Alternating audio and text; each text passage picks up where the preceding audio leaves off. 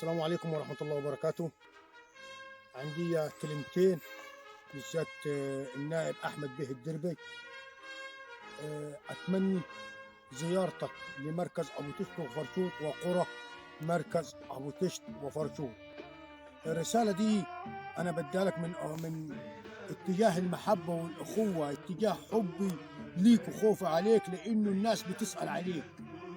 أتمنى بيه أحمد بيه الضرابي يكون موجود عندنا في قريتنا.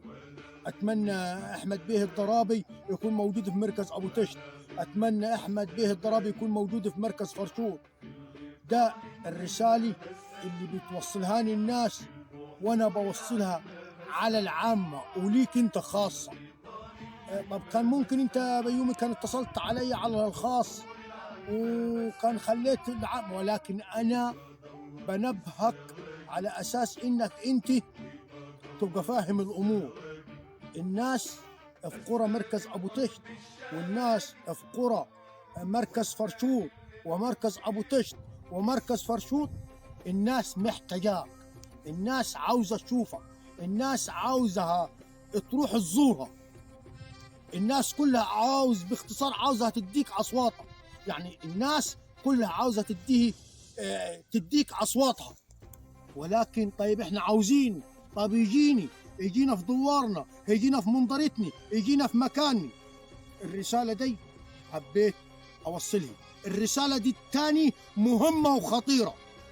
الرسالة الثاني مهمة وخطيرة على جميع أهالي سمهود وعائلات سمهود والموجودين في داخل سمهود وعلي التابعين من القرى والنجوع إلى سمهود.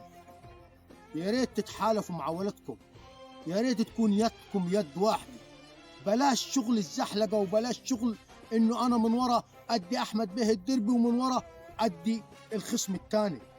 مع احترامي لجميع النواب الأربعة، لهم كل التحية والاحترام. أنا ماليش خلاف مع أي نايب، ولا عاوز يكون لي خلاف مع أي نايب، ولكن أنا منتمي في الأول والآخر عن أحمد به الضرابي.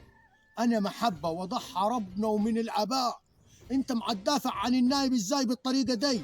أنت إيه حبك في النايب بالطريقة دي؟ أنت ليه واقف مع النايب بالطريقة دي؟ لا ده أنت ما كنتش كده، لا أنت كنت واخد طريقتك. لا، أنا اللي طلعوا عليه آبائي أنا موجود عليه، اللي طلعوا عليه آبائي أنا موجود عليه.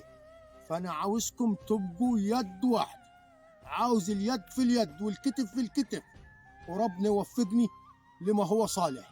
الرسالة دي خاصة لأهالي سمهود تمان ونجوع وقرى سمهود تمان، واللي مجاورة للقرى كم جابركم اهتموا، والرواتب والشرق سمهود والغرب سمهود وجميع القرى خوفا من الغلط والنسيان، والعوامر الغربية والعوامر البحرية وابو تيج والبراغيث والإعلامات وابشوشي والمجمع والخط البحري كله والخط القبلي كله والخط الغربي كله والخط الشرقي كله، وربني ما يولي من يصلح. رسالتي يا أحمد بيه أتمنى تكون وصلت، وتحياتي لكم ليوم الله.